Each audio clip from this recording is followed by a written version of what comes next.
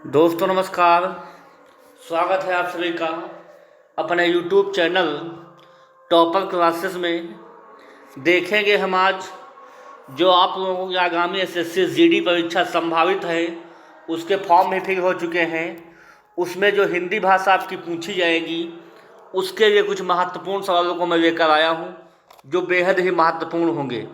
उसमें से चैप्टर का नाम है संज्ञा से अव्यय तक। इसका पार्ट 1 आज हमने पीछे पढ़ा चुका हूँ, एक बार देख लीजिएगा। और इसका सेकंड पार्ट है जो है ये एसएससी जीडी में ही नहीं बल्कि और भी जो एग्ज़ाम है, सक्षमता परीक्षा है, सीटेट है, यूपी टेट है, सुपर टेट है, वीपीएससी टीआरई 4 है, इत्यादि एग्ज़ामों के लिए भी इम्पॉर्टेंट रहेगा। चलते हैं हम लोग पहले क्वेश्चन पे। पहला क्वेश्चन है, बहुत इम्पॉर्टेंट रहेगा कि व्याकरण की दृष्टि से प्रेम शब्द है कैसा प्रेम शब्द है। देखिए, भाववाचक संज्ञा है कि विशेषण है कि क्रिया है कि अव्यय है। बताइएगा आप लोग कि जो है व्याकरण की दृष्टि से प्रेम कैसा शब्द है। देखिए, एक प्रकार का प्रेम है, ये प्रेम अव्यय नहीं है, ना ही क्रिया है, ना ही किसी की विशेषता है। ये प्रेम अपने आप में एक भाववाचक संज्ञा है। क्या है? भाववाचक संज्ञा। ऑप्शन नंबर इसका पहला सही जवाब हो जाएगा।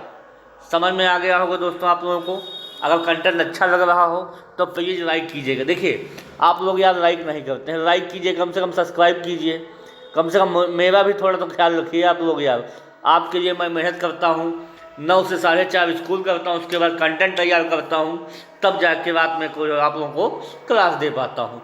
तो थोड़ा मेरा भी ख्याल रखिएगा आप लोग। अगले क्वेश्चन पे हम लोग चलेंगे, देखेंगे। अगला क्वेश्चन है कि वह घर से बाहर गया। घर से निकल चुका है और कोई चीज़ बाहर हो गई है तो कारक चिन्ह है से। तो कर्ता का होता है कर्ता ने, कर्म को, करण से और अपादान से अलगाव में, अपादान से अलगाव में। तो कर्ता ने कर्म को करण से, अपादान से अलग होने में। वह घर से बाहर गया, अलग हो चुका है घर से। तो यहाँ पे जो अपादान होता है वह अलगाव की स्थिति में होता है। किस में होता है? अलगाव की स्थिति में। तो ऑप्शन नंबर इसका चौथा सही जवाब हो जाएगा। समझ में आ गया होगा दोस्तों। अगले क्वेश्चन पे हम लोग चलेंगे, इंपॉर्टेंट सवाल रहेगा ये। अगला है, वह चारपाई पर भाई साहब बैठे हैं पर कौन सा कारक है? कर्ता है, अधिकरण है, करण है, अपादान है। कर्ता ने अधिकरण में पर, करण से और अपादान से अलगाव में होता है। क्या होता है? अलगाव में। देखिए, आपको अगर कारक चिन्ह जो है अलगाव, अगर आपको कारक चिन्ह याद होंगे ना तो कारक से कौनो एग्जाम्पल आपसे पूछ लेगा, खटाक से मार दीजिएगा बिना देखे। पर होता है तो में पर किस में आता है? कारक चिन्ह। कर्ता ने कर्म को करण से, संप्रदान के लिए अपादान से अलग होने में। अधिकरण में पर से होता है। अधिकरण क्या होता है? में पर से। एक झटके में आपको याद हो जाएगा, बस आपको क्लास को देखना है केवल। अगर क्लास से जुड़े रहेंगे तो यहाँ से कुछ न कुछ जरूर लेकर जाएंगे, ये वादा रहा हमारा। अगले क्वेश्चन पे हम लोग चलेंगे, देखेंगे सवाल क्या है। अगला है, निम्नलिखित में से कौन शब्द स्त्रीलिंग है? मगर स्त्रीलिंग पूछ रहा है। उत्साह है कि चक्रव्यूह है कि मृत्यु है कि संकल्प है? मेरा उत्साह बहुत है, मुझे बहुत बड़ा उत्साह है, मेरा बहुत अच्छा उत्साह है, तो एक पुल्लिंग शब्द है। चक्रव्यूह एक प्रकार का पुल्लिंग शब्द है। मेरा संकल्प मुझे पूरा करना है, यह भी एक प्रकार का पुल्लिंग शब्द है। उसकी मृत्यु हो गई, उसकी क्या हो गई? मृत्यु हो गई। जब पुल्लिंग और स्त्रीलिंग आपको छांटना होगा तो एक बात आप लोग याद रखिएगा, सेंटेंस बना के चेक कर लीजिएगा। तो जो मृत्यु है वो कैसा शब्द है? स्त्रीलिंग हो जाएगा। ऑप्शन नंबर इसका तीसरा सही जवाब हो जाएगा। अगले क्वेश्चन पे हम लोग चलेंगे, देखेंगे। अगला शब्द है, संज्ञा के स्थान पर प्रयुक्त होने वाले शब्द को क्या कहते हैं? बताइएगा आप लोग कि जो संज्ञा के स्थान पर प्रयुक्त होते हैं उन्हें हम लोग क्या कहेंगे? सर्वनाम कहेंगे, कि विशेषण कहेंगे, कि क्रिया कहेंगे, कि अव्यय कहेंगे। जो शब्द संज्ञा के स्थान पर प्रयोग किए जाते हैं उन्हें सर्वनाम कहते हैं। ऑप्शन नंबर इसका पहला सही जवाब हो जाएगा। जैसे हो जाएगा मैं, हम, तुम, ये, वे, ये सब क्या हो जाएंगे? सर्वनाम हो जाएंगे। ऑप्शन नंबर इसका पहला सही जवाब हो जाएगा। अगले क्वेश्चन पे हम लोग चलेंगे, देखेंगे कैसा सवाल है। अगला है सुमित सो रहा है। वाक्य में क्रिया का भेद है। सोना कैसी क्रिया है बताइए? सोना सकर्मक क्रिया है कि अकर्मक क्रिया है कि द्विकर्मक है, प्रेरणार्थक है? प्रेरणार्थक क्रियाएं वो होती हैं जो स्वयं ना करके किसी दूसरे के द्वारा कार्य करवाया जा रहा है। वह पेंसिल के द्वारा लिख रही है, मोहन सीता के द्वारा पीट रहा है। मतलब खुद ना क्रिया करके किन्हीं के द्वारा करवाया जाए, उसे कहते हैं प्रेरणार्थक। द्विकर्मक क्रिया जिसमें दो कर्म लगे हों, और सकर्मक जिसमें कर्ता जो है कार्य कर रहा हो। और सोना कोई क्रिया नहीं है, मतलब कोई कर्म नहीं है। ये कैसा है? ये अकर्मक है। अकर्मक, ये कोई काम नहीं है। सुमित क्या कर रहा है? सुमित सो रहा है। ये कोई सेंटेंस नहीं हुआ। अगर क्या का जवाब आपको मिल जाए तो जान लीजिए सकर्मक क्रिया है। क्या जवाब नहीं दे रही है तो आकर्मक क्रिया हो जाएगी। समझ में आ गया होगा। अगले क्वेश्चन पे हम लोग चलेंगे, देखेंगे। अगला क्वेश्चन है निम्न वाक्य किस अव्यय से पूरा होगा? देखिएगा, निम्न वाक्य किस अव्यय से पूरा होगा? आज धन डैश डैश डैश कोई नहीं पूछता के बिना साथ तक को कहाँ? आज धन का कहाँ गलत, आज धन तक को गलत, आज धन साथ गलत। ये हो जाएगा आज धन के बिना कोई नहीं पूछता। देखिए, आज के ज़माने में धन बहुत ही महत्वपूर्ण है, वैसा ही सेंटेंस कहा गया है आज धन के बिना कोई नहीं पूछता। ऑप्शन नंबर इसका पहला सही जवाब हो जाएगा। अगले क्वेश्चन पे हम लोग चलेंगे, देखेंगे। सवाल सारे इंपॉर्टेंट हैं, परीक्षा में पूछे गए हैं और आगामी आने वाली परीक्षा के लिए बेहद महत्वपूर्ण होगा। एक बार जरूर देखिएगा। मीरा ने आधा लीटर दूध पी लिया, रेखांकित में विशेषण है। देखिए, आधा लीटर में कैसा विशेषण है? गुणवाचक, संख्यावाचक कि परिमाणवाचक? परिमाणवाचक कि सार्वनामिक? बताइएगा। मीरा ने आधा लीटर दूध पी लिया, कितना दूध है? आधा लीटर। न गुण है न संख्या है, ये कैसा है? परिमाणवाचक है। ऑप्शन नंबर इसका दूसरा सही जवाब, तीसरा सही जवाब हो जाएगा। परिमाणवाचक सर्वनाम विशेषण जो है हो जाएगा। अगले क्वेश्चन पे हम लोग चलेंगे, देखेंगे क्वेश्चन कैसा है। अगला है नल बूंद बूंद टपक रहा है, वाक्य में रेखांकित है। देखिए, विशेषण है कि क्रिया विशेषण है कि सर्वनाम है कि क्रिया है? बताइएगा आप लोग। नल बूंद बूंद टपक रहा है, वाक्य में रेखांकित है, बताइएगा।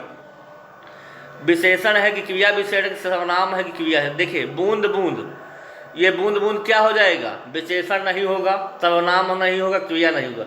बूंद बूंद, धीरे धीरे, थोड़ा थोड़ा, ये सब क्या होते हैं? क्रिया विशेषण शब्द होते हैं। क्या होते हैं? क्रिया विशेषण। ऑप्शन नंबर इसका दूसरा सही जवाब हो जाएगा। देखिए, अगले क्वेश्चन पे हम लोग चलेंगे, देखेंगे। देखिए, आप लोग अपनी कंजूसी मत करिएगा। देखिए, दान सदैव देते रहिए, चाहे अंगूठे का हो, चाहे लाइक का हो, चाहे सब्सक्राइब का हो। देखिए, आप लोग एक बेल आइकन दबा लीजिए, जो सब्सक्राइब का निशान लगा हो आप लोग दबा लीजिए, तुरंत दबा लीजिए, तुरंत, और लाइक कर दीजिए आप लोग। देखिए, अगर आप कुछ नहीं हमको दे सकते हैं तो एक सब्सक्राइब का बटन दे दीजिए हमको, और एक लाइक का बटन दे दीजिए। हमें जान लीजिए आपका सब कुछ मिल गया, हमें और कुछ नहीं चाहिए आपसे। पैसा, रुपये, पैसा, धन दौलत कुछ भी हमें आपसे नहीं चाहिए। केवल आप अपना लाइक दे दीजिए और एक सब्सक्राइब दे दीजिए। उसी में जो है हमसे अच्छे से अच्छा कंटेंट लेते रहिएगा और जुड़े रहिएगा। देखिएगा, आपको सफलता 100% आपको मैं दिला कर रहूँगा, ये वादा रहा हमारा। अगला सवाल है तुम्हें क्या चाहिए? रेखांकित का सर्वनाम जो है भेद है। निजवाचक सर्वनाम है, कि प्रश्नवाचक है, कि संबंधवाचक है, कि निश्चयवाचक? बताइएगा आप लोग, तुम्हें क्या चाहिए, क्या क्या है? प्रश्नवाचक सर्वनाम सीधे बोल रहा है, तुम्हें क्या चाहिए? देखिए, तुम्हें क्या चाहिए, क्वेश्चन मार्क लगा नहीं है, फिर भी आप लोग क्या है समझिए उसको कि जो है प्रश्नवाचक सर्वनाम है। क्या है? प्रश्नवाचक सर्वनाम हो जाएगा। अगले क्वेश्चन पे हम लोग चलेंगे, देखेंगे। अगला है, निम्नलिखित में विकारी शब्द कौन सा है? देखिए, विकारी वे शब्द होते हैं जिनमें संज्ञा, सर्वनाम आदि जो है बदल जाते हैं और अविकारी में बदलते नहीं हैं। तो जो देखेगा विकारी शब्द कौन है, आज है कि यथा है कि परंतु है कि लड़का है। देखिए, आज एक प्रकार का अविकारी शब्द है, ध्यान दीजिएगा गुरुजी। यथा भी अविकारी शब्द है, परंतु भी अविकारी शब्द, मगर जो लड़का है, लड़का एक प्रकार का संज्ञा ही है। संज्ञा किसके अंतर्गत? जातिवाचक संज्ञा के अंतर्गत आएगा। जो भी संज्ञाएं हैं वो सब विकारी का कार्य करती है, याद रखिएगा। ऑप्शन नंबर इसका चौथा सही जवाब हो जाएगा। अगले क्वेश्चन पे हम लोग चलेंगे, देखेंगे। अगला क्वेश्चन है, अविकारी शब्द होता है, संज्ञा है कि सर्वनाम है कि विशेषण है कि अव्यय? बताइएगा, अविकारी शब्द कैसा होता है? संज्ञा है कि सर्वनाम है कि विशेषण है कि अव्यय? देखिए, संज्ञा, सर्वनाम, विशेषण ये सब होते हैं विकारी शब्द। क्या होते हैं? विकारी शब्द, हमने बताया है। और अव्यय जो है अविकारी शब्द है, आप लोग याद रखिएगा। तो ऑप्शन नंबर इसका चौथा सही जवाब हो जाएगा। अगले क्वेश्चन पे हम लोग चलेंगे, देखेंगे सवाल कैसा है। अगला है, चिड़िया आकाश में उड़ रही है। इस वाक्य में उड़ रही क्रिया किस प्रकार की है? देखिएगा, उड़ रही कैसी क्रिया है? सकर्मक है कि आकर्मक है कि समापिका है कि असमापिका है? उड़ना जो है एक प्रकार की, आप लोग याद रखिएगा, उड़ना में क्या नहीं आ रहा है? चिड़िया क्या कर रही है? चिड़िया आकाश में उड़ रही नहीं बनेगा। चिड़िया आकाश में उड़ रही है, उड़ना सदैव सदैव आकर्मक क्रिया होती है, आप लोग याद रखिएगा स्पेशल केस में। तो यहाँ पे सकर्मक नहीं होगा, समापिका नहीं होगा, समापिका भी नहीं होगा। मात्र ऑप्शन नंबर इसका पहला आकर्मक क्रिया सही जवाब हो जाएगा। अगले क्वेश्चन पे हम लोग चलेंगे, देखेंगे कैसा है। अगला है, मैं खाना खा चुका हूँ। इस वाक्य में भूतकालिक भेद इंगित कीजिए। देखिए, सामान्य भूत है कि पूर्ण भूत है कि आसन्न भूत है कि संदिग्ध भूत? बताइएगा आप लोग। मैं खाना खा चुका हूँ, देखिए मैं खाना खा चुका हूँ तो सीधा बोल रहा है पूर्ण भूत है। कैसा है? पूर्ण भूत है। ऑप्शन नंबर इसका दूसरा सही जवाब हो जाएगा। समझ में आ गया होगा। अगले क्वेश्चन पे हम लोग चलेंगे, देखेंगे कैसा है सवाल। अगला सवाल, क्वेश्चन, निम्नलिखित में से किसी वाक्य में आकर्मक क्रिया है? किस वाक्य में है? श्याम भात खाता है, ज्योति रोती है, मैंने उसे पुस्तक दी, उसकी कमीज है। देखिए, आकर्मक क्रिया जिसमें क्या का जवाब हमें ना मिले।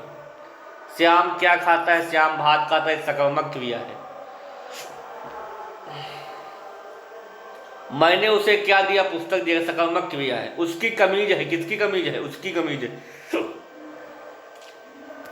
ये भी जो है सकर्मक क्रिया के अंतर्गत आ जाएगी। ज्योति रोती है, ये जो दूसरा ऑप्शन है ये सीधे बता रहा है मैं कुछ नहीं हूँ, मैं कर्मक हूँ।